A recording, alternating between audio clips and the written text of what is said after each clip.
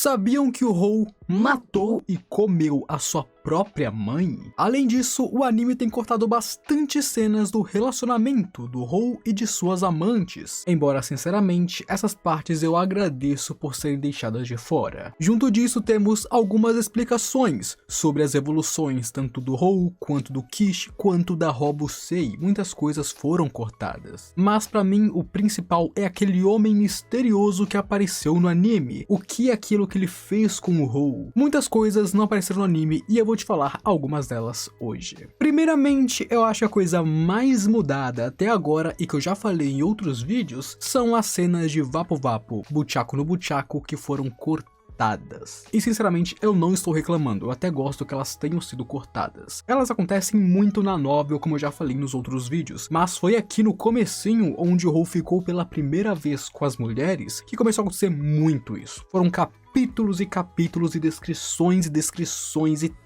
textos. Eu não estou brincando quando eu digo que teve um capítulo que foi literalmente meia página de acontecimentos e o resto apenas de você sabe o que estava acontecendo ali. Então, embora com o tempo as cenas diminuam um pouco, mas continuem a aparecer, como eu disse nos outros episódios, aqui no conteúdo cortado dessa parte da história acontecia muito, meus amigos. Eu não tô brincando quando eu digo que eu pulei muitas partes do volume 1 porque eram apenas partes disso. Se o volume 1 já tem poucas páginas no total, se você tira as cenas de Vapo Vapo no Buchaco, elas diminuem ainda mais, porque é muita cena mesmo. E eu sinceramente gosto bastante que o anime corte isso, porque não é algo que eu gosto de ficar vendo. Se eu quero ver esse tipo de cena, eu vou assistir um anime próprio pra isso, tá ligado? Essas cenas muito explícitas e detalhadas, pra mim meio que apenas tira o foco do que realmente é importante nesse tipo de anime, que é um isekai, mais um mundo fantasia, mais um shonen. O mangá, por outro lado, adapta um pouquinho dessas cenas, assim como o anime ele corta bastante delas, mas de vez em quando ele ainda adapta um pouquinho mais do que o anime faz, mas no geral o anime censurou bastante disso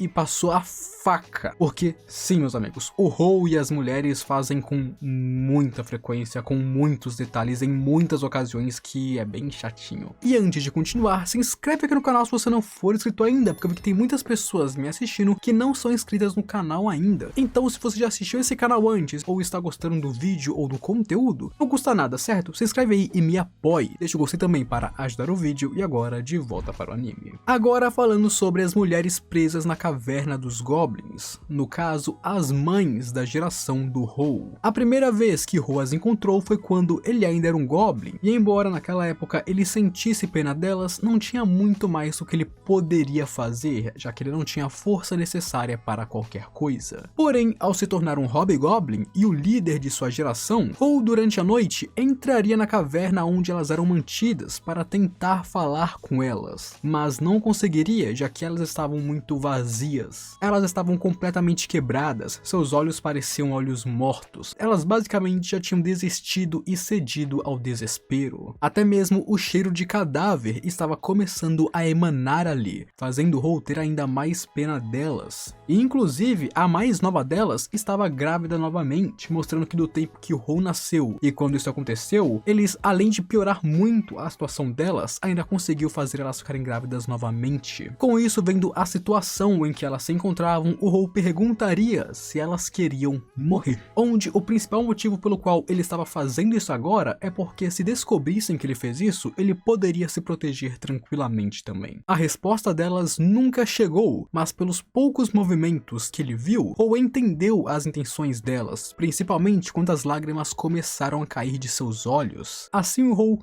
pegaria uma pequena garrafa de veneno, feito do veneno que ele extraiu daquelas cobras que ele matou anteriormente, e deixaria lá para elas, e então voltaria para sua cama. Então, no dia seguinte, bem cedo, ele recolheria esse frasco e então veria que todas elas estavam de fato mortas. E assim foi reportar para o Gobuji o que aconteceu ali. Com isso, Hou assumiu a responsabilidade de eliminar os cadáveres, onde aqui ele resolveu cremar elas para não as deixar para os animais da floresta, para respeitar as suas vidas. Porém, em troca do crematório, em troca de dar esse funeral a elas, o Hou pegaria um coração, um estômago estômago, um seio e um útero para comer, enquanto queimava o resto dos cadáveres. Então basicamente, em troca de passar elas para as próximas vidas, ele pegou parte de seus corpos para comer, como ele sempre faz. Onde aqui ele ganharia diversas habilidades como trabalhos humanos, língua humana e até mesmo uma espécie de mapa mental. Inclusive, algumas das habilidades que o Hou mais usa como seu mapa mental foi adquirido aqui ao comer as mulheres humanas que são as mães de sua geração. Aqui ele adquiriria várias habilidades humanas, mas que são muito úteis para ele. Ao fazer isso, o Hou perceberia que elas provavelmente eram aventureiras, talvez um grupo bem forte até. Elas não eram pouca coisa não, elas tinham vários trabalhos bem legais e claro, bem avançados. Mas bom, elas foram pegas pelos goblins, então foram forçadas a essa situação. Porém, diferente do que o Hou faz, meus amigos, normalmente o Hou sempre que consegue uma habilidade, explora ela, descobre mais sobre ela e tenta levar ela a um nível que ele possa usar sempre. Mas com as habilidades que ele ganhou com essas mulheres, tirando o mapa mental que ele usa bastante, o Hou não sentiu vontade alguma de explorar essas habilidades, ele não queria se aprofundar nelas, ele sentia que seria errado da parte dele fazer isso, como se em algum canto de sua mente ele percebesse que, pô, usar as habilidades delas como um filho e um membro da raça que fez isso com elas não era legal, tá ligado? Como se algum canto da sua mente falasse, pô, não faz isso, mano, evita, dog, evita. Então foi aqui que o Hou teria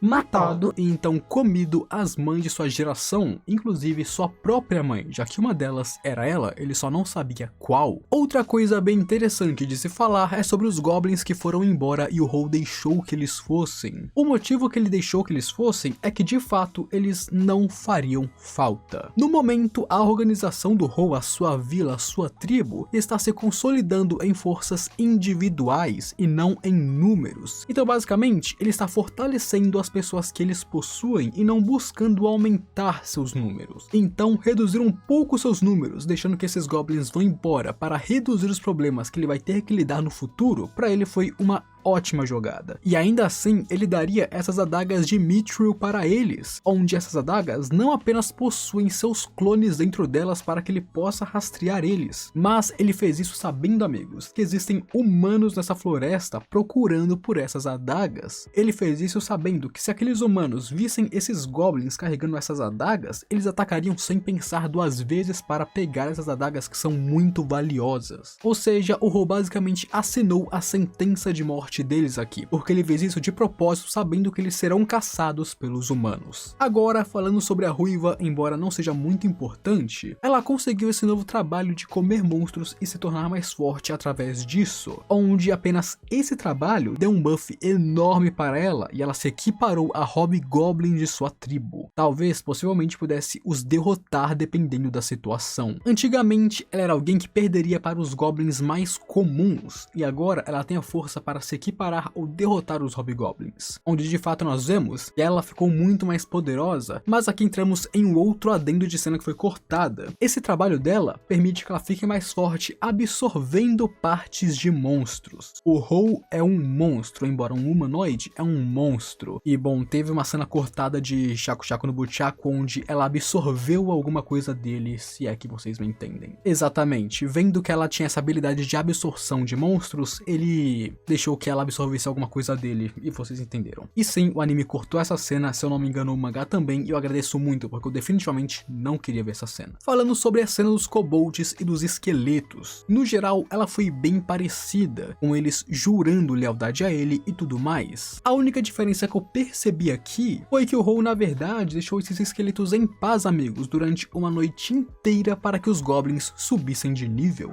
Vendo que os esqueletos iam continuar aparecendo infinitamente até que ele derrotasse o líder deles, ele pensou, pô, isso aqui é literalmente um campo de treinamento perfeito para os seus homens. Assim, ele simplesmente deixou que os esqueletos continuassem ali para que os goblins continuassem derrotando eles até que amanheceu, ou seja, ele deixou uma noite inteira os goblins sob ataque para que eles lutassem e se fortalecessem. E para ter certeza que os kobolds realmente seriam leais a ele, o Hou aprenderia a habilidade escravizar para fazer com que eles não pudessem o trair dali pra frente. Mas, tirando isso, o resto foi bem parecido com o anime. Com isso, chegamos na evolução do Gobi-Kit para um ogro, uma variante raríssima que recebeu bênçãos e proteções divinas. Aqui, em seu duelo, o Hou ganhou por ter habilidades marciais superiores, mas, pessoalmente, ele sentiu que perdeu essa partida. Em termos simples, Gobi-Kit é mais forte e resistente que o Hou. Segundo o Hou, quando ele tinha acabado de evoluir para um ogro, se eles lutassem, ele definitivamente teria perdido. E é isso que o torna um rival muito bom para o Hou. Ele é tão forte quanto o Hou, ele é extremamente talentoso e mais poderoso fisicamente do que o Hou, embora o Hou seja mais poderoso em outras áreas, e assim eles podem se igualar e serem rivais. Não tem essa de que o protagonista está sozinho lá na frente e todos são inferiores a ele. Não, o Gobi-Kit, por exemplo, pode sim o derrotar dependendo da situação. E então, para comemorar a evolução de Kishi, Hou daria a ele a tábua de corte do ogro negro, sendo um escudo e item mágico que era uma herança de Velvet e extremamente poderoso. E assim que o Kishi passaria a usar um grande machado em uma mão e o escudo de torre na outra. E falando na evolução do Gobi-Kit em ogro, sabiam que o Hou é um ogro superior, sendo um tipo raro de ogro? Que ele não é um ogro comum, nós já sabemos disso, afinal já tá bem claro que ele é meio que uma variante, alguma coisa assim. Mas ele é uma espécie rara de ogro, sendo um ogro superior, não sendo uma super variante descolada, raríssima e tudo mais. Ele é raro, sim, é uma variante superior, mas não é tipo um super ogro ou coisas do tipo. O que o torna tão especial como um ogro superior é de fato as bênçãos e proteções divinas que ele possui. Isso sim o torna bem especial e claro, poderoso. Temos então o sonho estranho no dia 50, com um homem, um velho que Hou achou familiar, dizendo coisas como obrigado, desculpe, um favor, isso é, por favor. Basicamente o cara meteu uma mensagem criptografada ali pra gente, ninguém entendeu nada do que estava acontecendo. Essa é uma mensagem que o Hou não se lembra, tendo se esquecido quase completamente do que o velho disse pra ele, mas ganhou um título através disso, que está bloqueado, sendo o título Parente de, aí o resto é censurado. E eu não vou dar spoilers, mas saibam que esse velho é um cara muito importante nesse mundo. O Hou se sentiu familiar com ele porque eles meio que têm uma ligação de alguma forma que ele apenas não se lembra, e esse título, Parente de censurado, também é bem importante. Isso não vai aparecer tão frequentemente pelos próximos tempos, mas um dia vai ser bem importante, então não se esqueçam desse título, ou desse velho, ou dessa cena. Outro grande acontecimento foi a evolução da Hobsei para uma meio-lorde feiticeira, onde é claro, o gatilho para isso foi o seu foco em magia, já que hobgoblins que se focam em magia não evoluem para ogros normalmente, seguindo o caminho de raças que se especializam nesse caso. E a raça dos lordes feiticeiros parece ser a raça que é necessária menos força e atributos físicos para se chegar até ela, onde ela foca principalmente, como seu nome diz, em magia, não tendo a necessidade de um corpo forte. Onde inclusive quando ela evoluiu, o Hou ficaria surpreso com a beleza de Hobsei, pensando que agora ela é uma beleza inteligente, como se fosse alquimista, por exemplo. Além disso, também é nos deixado o quão forte e esforçada a Hobsei é, já que normalmente as pessoas aprendem apenas uma escola de magia. Já a Hobsei, embora ela tenha começado com um sistema, ela foi estudando, aprendendo e assim conseguiu adquirir os outros dois, sendo alguém que consegue usar 3 tipos e sistemas de magia, e isso é raríssimo, apenas nos mostra o quão poderosa e dedicada ela foi para conseguir tal feito. A única coisa incomum da sua evolução foi que ela recebeu as tatuagens negras em seu braço, onde, novamente, isso é por influência do Hou, e claro, não tem nada de ruim nelas, já que essas tatuagens emanam um certo poder. Além disso, a influência do Hou não se limita a isso, e ele descobriu isso, ou melhor, pensou nisso quando ele viu a Hobsei.